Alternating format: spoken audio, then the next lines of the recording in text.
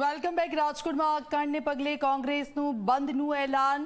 NSUI અને કોંગ્રેસના કાર્યકર્તાઓએ સ્કૂલ બંધ કરાવી છે। કાર્યકરોએ વિસ્ડમ સ્કૂલ બંધ કરાવી।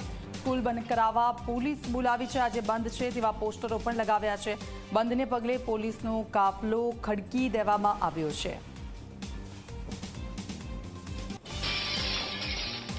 તો રાજકોટમાં આગકાંડને પગલે કોંગ્રેસ અને એનએસયુઆઈનો વિરોધ।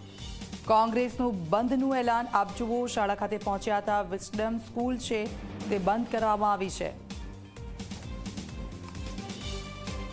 સીધા જ જઈશું ગૌરવ અમારી સાથે લાઈવ જોડાઈ ગયા છે। ગૌરવ, રાજકોટ આગકાંડને પગલે હવે કોંગ્રેસ અને એનએસયુઆઈ મેદાને છે। બંધનું એલાન આપવામાં આવ્યું છે અને કેટલીક જગ્યા પર પહોંચી રહ્યા છે। કેવા દ્રશ્યો ત્યાંથી સામે આવી રહ્યા છે?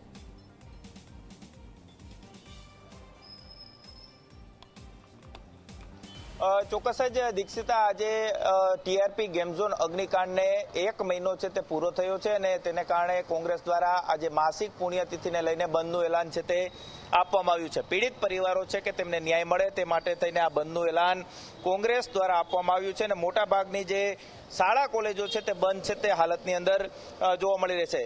શાળા કોલેજો દ્વારા વાલીઓ છે તેમને પણ મેસેજ કરી અને આજે બંધ હોવાની જાણ છે તે કરી દેવામાં આવી હતી।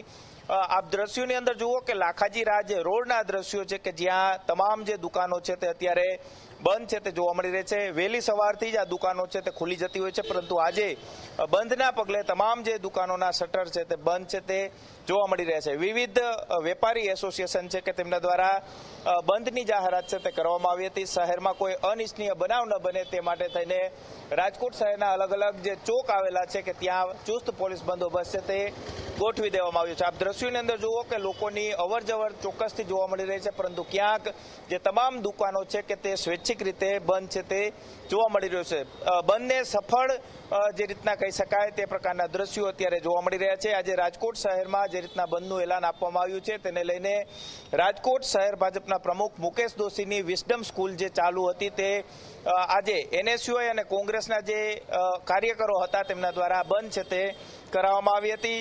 સાથે જ સ્કૂલ બંધ કરાવવા માટે જ્યાં જ્યાં એનએસયુઆઈ અને કોંગ્રેસના કાર્યકરો પહોંચ્યા છે ત્યાં તમામ જગ્યાએ ચુસ્ત પોલીસ બંદોબસ્ત છે તે ગોઠવી દેવામાં આવ્યો છે અને પોલીસની અલગ અલગ ટીમો છે કે તેમના દ્વારા પણ જે જગ્યાએ બંધ કરાવવામાં આવી રહ્યો છે ત્યાં લોકોને સમજાવવાનો પ્રયાસ છે તે પોલીસ દ્વારા કરવામાં આવે છે કે તેઓ સ્વૈચ્છિક રીતે બંધ છે તે પાળી શકે છે, પરંતુ કોઈ ધાક ધમકીઓ આપતા હોય તો પોલીસને જાણ કરવા માટેની સૂચનાઓ વેપારીઓને પણ આપવામાં આવી રહી છે। આપ દ્રશ્યોની અંદર જુઓ કે ટીઆરપી ગેમ ઝોનની જે ઘટના બની ત્યાર પછી પીડિત પરિવારોની વહારે ક્યાંક કોંગ્રેસ છે તે આવ્યું હતું અને કોંગ્રેસ દ્વારા સતત વિરોધ છે તે છેલ્લા 1 મહિનાથી કરવામાં આવી રહ્યો છે અને આજે જ્યારે 1 મહિનો પૂર્ણ થયો છે, પ્રથમ માસિક પુણ્યતિથિ આજે આવી છે, ત્યારે પીડિત પરિવારોને ન્યાય મળે તે માટે થઈને કોંગ્રેસ દ્વારા જે રીતના આજે બંધનું એલાન આપવામાં આવ્યું છે અને આ બંધ જે તમામ બજારો છે કે તેની અંદર આ જ પ્રકારના દ્રશ્યો છે તે જોવા મળી રહ્યા છે। જે જગ્યાએ દુકાનો અથવા તો કોઈ સ્કૂલો ખુલી છે ત્યાં